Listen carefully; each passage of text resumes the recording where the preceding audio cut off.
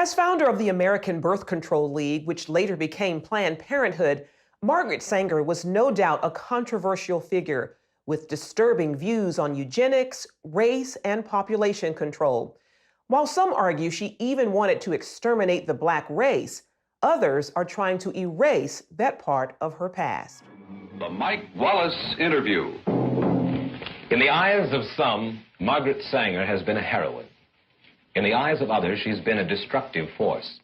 In her own words, Sanger pushed for a society that limited births to those she deemed fit to have children. I think the greatest sin in the world is bringing children into the world that have disease from their parents, that have no chance in the world to be a human being, practically. Delinquents, prisoners, all sorts of things just marked when they're born. In 1916, Sanger opened the country's first birth control clinic. As a member of the American Eugenics Society, she advocated improving the genetic composition of humans through controlled reproduction of different races and classes. She often wrote about the issue in the journal she founded, called the Birth Control Review. In 1919, writing, I personally believe in the sterilization of the feeble-minded, the insane, and the syphilitic. The most urgent problem today is how to limit and discourage the over-fertility of the mentally and physically defective. Many point to a 1923 New York Times interview as proof of Sanger's racist motives, in which she referred to people as weeds, saying, It means the release and cultivation of the better racial elements in our society and the gradual suppression, elimination, and eventual extirpation of defective stocks, those human weeds which threaten the blooming of the finest flowers of American civilization. Hayden Ludwig, an investigative researcher, has extensively studied Sanger's life and writings. She talked about the need for race betterment through controlling these weeds, basically undesirable people. In 1939, after opening another clinic in Harlem, the birth control activist launched the Negro Project, an initiative supported by Black leaders, such as civil rights activist W.E.B. Du Bois. Critics claim the program used the pretense of better health and family planning for poor Blacks in the South as an attempt to limit the Black race. Ludwig says some on the left grapple with Sanger's past and how to interpret her legacy. They know when she writes about human weeds, they know that it's repulsive. They know it's disgusting. The left will never abandon Margaret Sanger because if they do, she's the foundation of so many of their views. Sanger once shared her vision for a preferred race at a women's branch of the Ku Klux Klan, writing in her autobiography, Always, to me, any aroused group was a good group. Despite those views, liberals praise Sanger's work while ignoring her history. I admire Margaret Sanger enormously.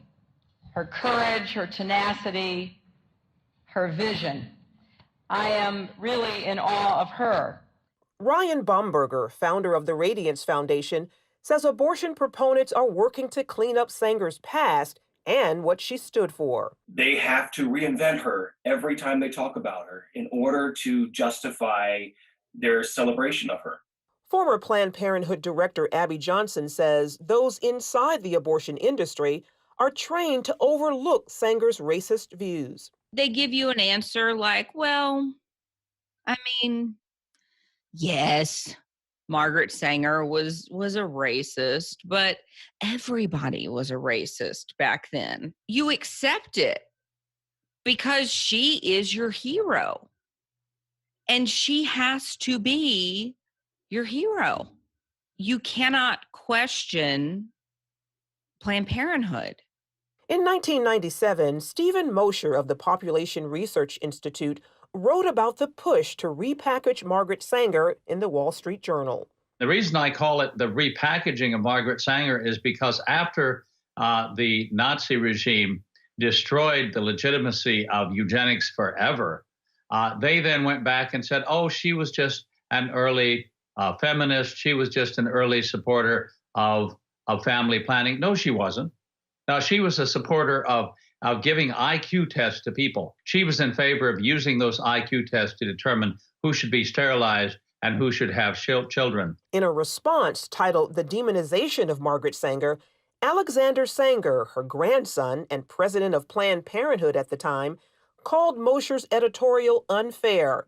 In the same piece, Esther Katz, director of NYU's Margaret Sanger Papers Project, claimed evidence revealing Sanger did not rationalize her support for birth control on racist grounds, that she never advocated genocidal policies aimed at racial, ethnic, or religious groups, and that she, in fact, believed access to birth control would benefit, not eliminate minority populations.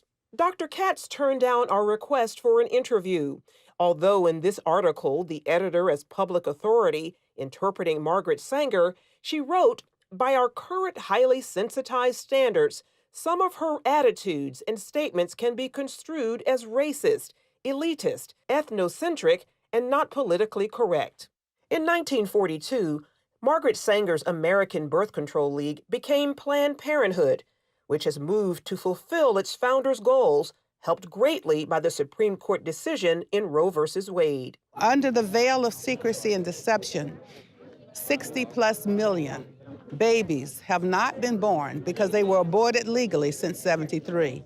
1/3 of that population belong to the African American community. A frightening and telling number, given blacks make up only 13% of the U.S. population.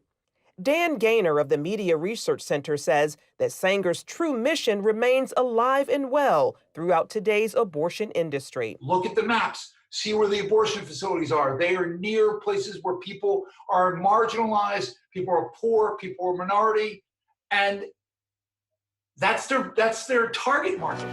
Generation after generation, we have built a better world for our daughters. Because of allies in the media and academia, Gaynor also points out how speech from conservatives and others about Sanger's past, Planned Parenthood practices, and abortion is often classified as hate speech. There is nothing as close to a sacrament in the media as abortion. It is a holy writ that abortion is protected. And anybody who comes out against it, any organization, any business, anybody, the media swarm. So does social media. Facebook's new oversight board, and this is really concerning, has 4 co-chairs. And they're going to be the appeals board for content. Well, one of the 4 oversight board is on the board of an pro-abortion group. There's no pro-lifers. They're not there. The problem also exists on many college campuses. I remember at Harvard, they laughed when I was talking about the history of eugenics. And they said, that doesn't matter. Planned Parenthood is not like it was during Margaret Sanger's days. Those who oppose her views say not true and are committed to exposing her past for future generations. Charlene Aaron, CBN News. Well, keep in mind this is a serious matter. You're trying to revise history to suit a political agenda and suit a political argument. The source of that story, curiously, is a group called NewsGuard, and they're self-appointed watchdogs of news organizations, and obviously coming from the left. CBN News had published a series of articles on Alveda King and had quoted her accurately, saying that Margaret Sanger thought that black people were human weeds. Well, he came at us for that and saying you can't quote her accurately. You always have to put a disclaimer that there's no evidence that Margaret Sanger ever used the term human weeds. And he, in turn, quoted Esther Katz, who said that she had reviewed all of Margaret Sanger's papers and couldn't find any evidence that she ever used the term human weeds. Well, she knows full well about that New York Times article, and what she was saying is, well, within her papers, it's not there. But within the public record, it is there. And so there's a conscious effort to rewrite history and declare her as some kind of hero that we should all look up to and ignore the root of Planned Parenthood, which is quite clearly eugenics. Now, you go back to the title of that New York Times article, and it says, "Creating a Race of Thoroughbreds." So it's selective breeding. That's what this is all about. And within that selective breeding, you have to breed out what you think is undesirable. Well, in today's world, that is morally reprehensible. And you can't change that history, and you shouldn't even try to change that history. I don't understand this, but here at CBN News, we want to set the record straight. Here's what Margret Sanger really believed. It's interesting because it is very much like Hitler and the move against the Jews. Well, eugenics was at the core of Hitler. Exactly. And we all recognize how reprehensible that was, but because this has political attachments to it for other issues, other things, including this issue. I mean, people just refuse. Yeah. Just refuse. And if you doubt that there's some eugenics behind it, just take your own survey. In my hometown, when you go out and look for the Planned Parenthood, you have to drive to certain neighborhoods to find those clinics. There's a reason that they place them geographically there, so that they're in walking distance. Do that same test in your hometown, and then take a look at, well, where do they geographically locate these clinics? And then you've got to start asking the question, why?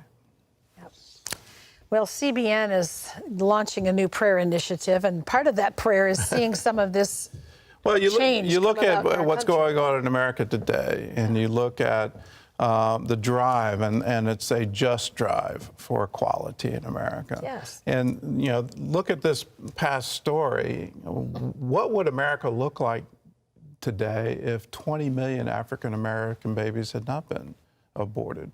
Well, how far along would we be to racial equality? We've got COVID-19. There are locust swarms. There are hurricanes that are being threatened. Our economy's in shambles. We're so politically divided, we can't even talk.